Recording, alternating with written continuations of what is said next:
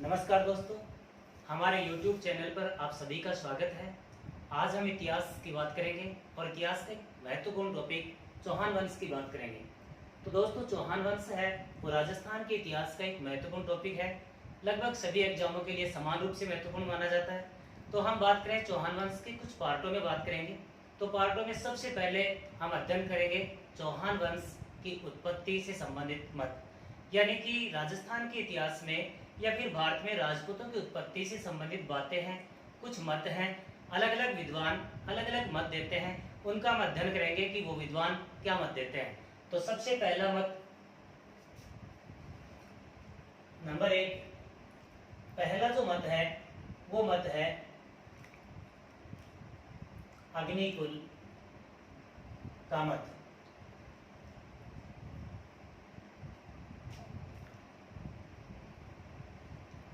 दोस्तों, हम बात कर रहे हैं चौहानों की उत्पत्ति। चौहानों की उत्पत्ति में अग्निकुल का मत, और अग्निकुल का मत जो है वो देते हैं चंद्रवरदाई। चंद्रवरदाई की हम बात करें, चंद्रवरदाई पृथ्वीराज तृतीय के दोस्त थे और पृथ्वीराज तृतीय के दरबारी कवि थे। चंद्रवरदाई ने जो काव्य की रचना की, उस काव्य का नाम था पृथ्वीराज रासो। पृथ्वीराज रासो जो है वो राजस्थान के इतिहास के लिए भी महत्वपूर्ण है और साथ में चौहान वंश की भी अधिकांश जानकारी प्राप्त होती है। पृथ्वीराज रासो की हम बात करते हैं। पृथ्वीराज रासो की जो भाषा है वो है पिंगल भाषा। हम बात करें पृथ्वीराज रासो की रचना जो है, या पृथ्वीराज रासो में लगभग 69 भाग हैं और इस पुस्तक के अंदर 1 लाख छंद हैं।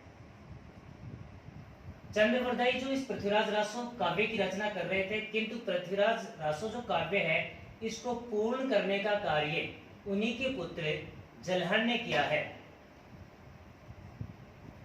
पृथ्वीराज रासो को पूर्ण जलहन ने किया है। चंद्रवरदाई की बात और देखते हैं। चंद्रवरदाई को पृथ्वी भट्ट के भी नाम से जाना जाता है।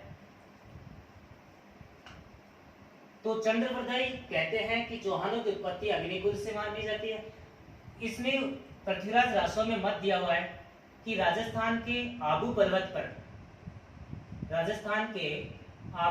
पर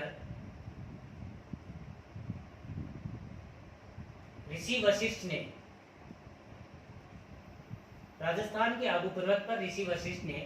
यज्ञ किया था। ऐसा माना जाता है कि प्राचीन समय ऋषि महाराज यज्ञ किया करते थे, किंतु जो राक्षसी प्रवृत्ति के लोग हुआ करते हैं वो किसी भी यज्ञ को संपन्न नहीं होने देते थे। इस वजह से इस सुरक्षा के लिए उन्होंने 4 राजपूत वंशों की उत्पत्ति की। तो ऋषि वशिष्ठ जो है वो यज्ञ करते थे। इस यज्ञ से 4 राजपूत वंशों की उत्पत्ति हुई। हम उनकी बात करें, 4 राजपूत जो वंश हैं वो कौन है। नंबर 1, पहला जो राजपूत वंश है वो है प्रतिहार वंश, जिसे हम गुर्जर प्रतिहार वंश के नाम से जानते हैं। दूसरा जो है वो है परमार वंश। तीसरा चालुक्य। कहा जाता है कि प्रारंभ में इस हवन कुंड से या यज्ञ से 3 राजपूत वंश की उत्पत्ति हुई, किंतु ये तीनों ही राक्षसी प्रवृत्ति के लोगों को संभाल नहीं पाए, रोक नहीं पाए। इसलिए चौथे नंबर पर, नंबर 4 पर चौहानों की उत्पत्ति हुई। हमारे सामने मत क्लियर है। अग्निकुल का मत या अग्निकुंड या हवन कुंड, ये जो मत है देने वाले हैं चंद्रवरदाई। चंद्रवरदाई जो है उनका उपनाम पृथ्वी भट्ट और उनकी रचना का नाम है पृथ्वीराज रासो। पृथ्वीराज रासो को पूर्ण करने का कार्य उनके पुत्र चंद्रवरदाई के पुत्र जलहन ने किया है। बात करें हम इस मत का समर्थन, अग्निकुल का जो मत है इस मत के समर्थक नैणसी, मोहनोत नैणसी, और दूसरे समर्थक हैं सूर्यमल मिश्रण। सूर्यमल मिश्रण को राजस्थान का राज्य कवि कहा जाता है। सूर्यमल मिश्रण ने कुछ रचनाएं रची हैं, उनको हम देखेंगे। सूर्यमल मिश्रण की जो पहली रचना है उस रचना का नाम है वंश भास्कर, और दूसरी रचना की बात करें, दूसरी रचना का नाम है वीर सतसई। दोस्तों अग्निकुल का जो मत है, इस मत को देने वाले चंद्रवर्धन और इस मत का समर्थन करने वाले नैन्सी और नैन्सी के साथी सूर्यमल मिश्रण। सूर्यमल मिश्रण की पुस्तक वंश भास्कर से हमें चौहान वंश की जानकारी मिलती है, जबकि वीर सतसई जो पुस्तक है इससे हमें 1857 की क्रांति का उल्लेख मिलता है। 1857 की क्रांति का उल्लेख मिलता है। मत नंबर 1 हुआ हमारा। मत नंबर दूसरे की बात करें, हम चौहानों की उत्पत्ति से संबंधित मत पढ़ रहे हैं। दूसरे मत की बात करें तो दूसरा मत है विदेशी मूल का मत।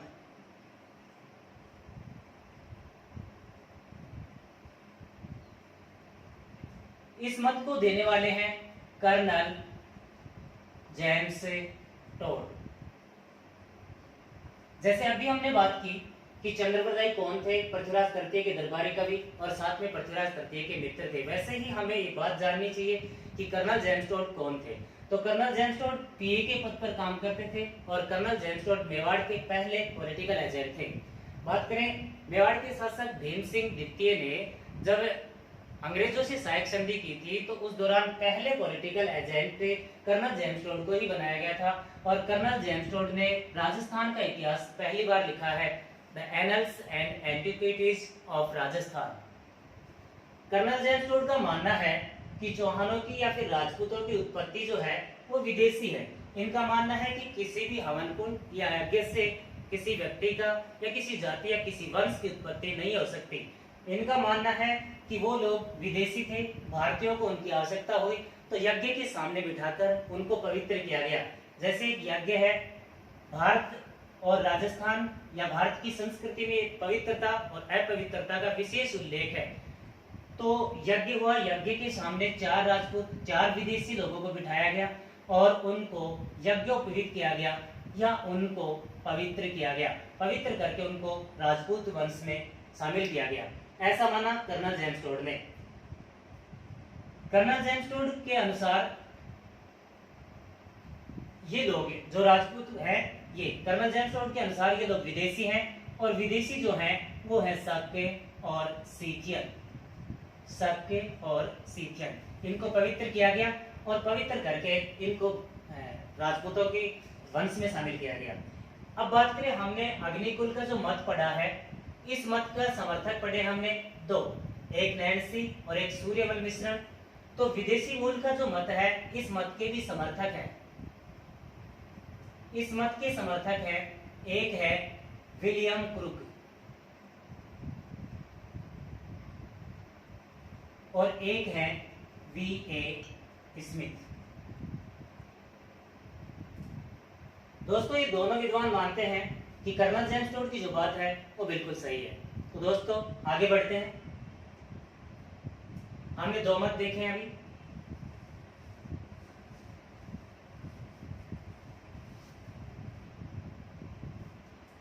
मत नंबर 3 की बात करें, तीसरा मत कहता है सूर्यवंशी क्षत्रिय। ये मत कहता है कि चौहान या राजपूत जो हैं वो भारत के हैं, भारत के मूल निवासी हैं और वो सूर्यवंशी क्षत्रिय हैं। ये मत कहता है। इस मत के देने वाले जो विद्वान हैं उनका नाम है, एक का नाम जयानक भट्ट, दूसरे का नाम नरपति नाल है, तीसरे का नाम नयन चंद सूरी। ये 3 विद्वान हैं जिनका मानना है कि राजपूत या चौहान जो शासक हैं वो सूर्यवंशी क्षत्रिय हैं। जयानक भट्ट की पुस्तक जो है उसका नाम है पृथ्वीराज विजय। हमने अभी बात की थी पृथ्वीराज रासो की। हम बात करते पृथ्वीराज रासो पिंगल भाषा में है, जबकि पृथ्वीराज विजय जो है वो संस्कृत भाषा में है। इसमें एक रोचक बात यह है कि जयानक भट्ट कश्मीरी लेखक है और संस्कृत भाषा उल्लेख कर रहे हैं। पृथ्वीराज विजय जो पुस्तक है वो कश्मीर में पुष्कर झील के किनारे लिखी गई और पृथ्वीराज विजय में राजस्थान की संस्कृति और संस्कार, रीति रिवाज तथा पृथ्वीराज तृतीय की उपलब्धियों की जानकारी मिलती है। ये जो जयानक भट्ट हैं ये 3 शासकों के अधीन सेवा देने वाले विद्वान माने जाते हैं। इन्होंने सेवा दी है सबसे पहले विग्रहराज चतुर्थ, सोमेश्वर और उसके अलावा पृथ्वीराज तृतीय। नरपति नालाय की जो पुस्तक है उसका नाम है बीसल देव रासो। इस पुस्तक में भी इसी बात का उल्लेख है कि चौहान जो है वो सूर्यवंशी क्षत्रिय है। नैनचांद सूरी की जो पुस्तक है उसकी हम बात करें, उसका नाम है हमीर महाकाव्य। इन पुस्तकों में या इन रचनाओं में चौहानों को सूर्यवंशी क्षत्रिय माना गया है। इस मत का भी हम बात करें समर्थक, इस मत का समर्थक जो है वो है गौरीशंकर ओझा। गौरीशंकर ओझा राजस्थान के एक प्रसिद्ध इतिहासकार हैं, सिरोही के मूल निवासी हैं। गौरीशंकर ओझा ने कर्नल जेम्स टोड की पुस्तक annuls and antiquities of Rajasthan का हिंदी में अनुवाद किया है। उसके अलावा इन्होंने एक पुस्तक भी लिखी है, पुस्तक का नाम है प्राचीन लिपिमाला। इनका भी मानना है कि चौहान सूर्यवंशी क्षत्रिय हैं। दोस्तों हम मत नंबर 4 पर पहुंचते हैं। इसमें ध्यान देने की बातें कुछ है। जैनक भट्ट से संबंधित मैंने 2-3 बातें बताई है। उसके अलावा हम बात करें जैनक भट्ट में, जैसे रचना का नाम क्या है, रचना कहाँ रची गई, भाषा क्या है, इन सब की बात। नंबर 4 मत की बात करें, चौथा जो मत है वो है ब्राह्मण वंशीय मत। इस मत के अनुसार चौहान मूल रूप से ब्राह्मण थे, लेकिन आने वाले समय में उन्होंने क्षत्रिय धर्म अपनाया या भारत की रक्षा के लिए वो क्षत्रिय बन गए। ब्राह्मण वंशीय मत जो है वो मत हमें प्राप्त होता है बिजोलिया शिलालेख से।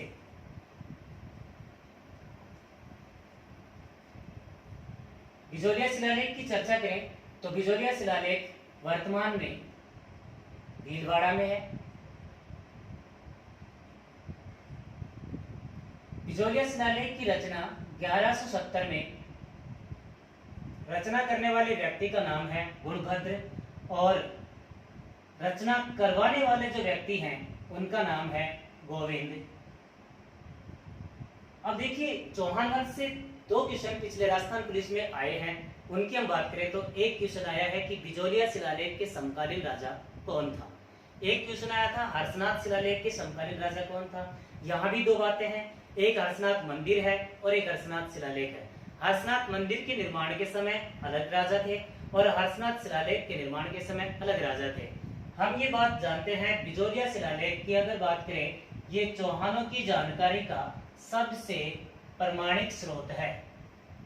चौहान वंश की जानकारी का सबसे प्रमाणिक स्रोत बिजोलिया शिलालेख है और दूसरा शिलालेख है वो है हर्षनाथ शिलालेख। उसके अलावा साहित्यों में, अनेक साहित्यों में चौहान वंश की जानकारी प्राप्त होती है।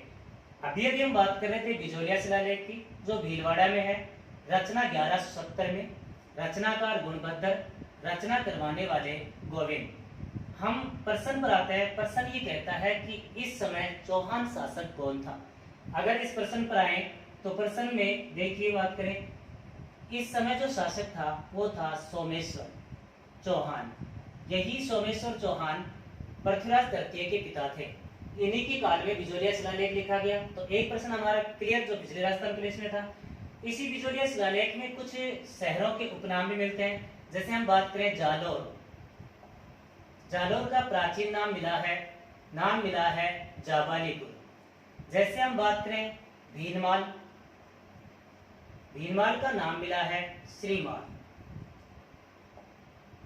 तो दोस्तों हमने चौहानों की उत्पत्ति से संबंधित 4 मत देखे हैं। 4 मत में हम एक बात करें, एक मत और है डॉक्टर दशरथ शर्मा। हाँ, वो मत भी है ब्राह्मण वंश और मत को देने वाले हैं डॉक्टर दशरथ शर्मा।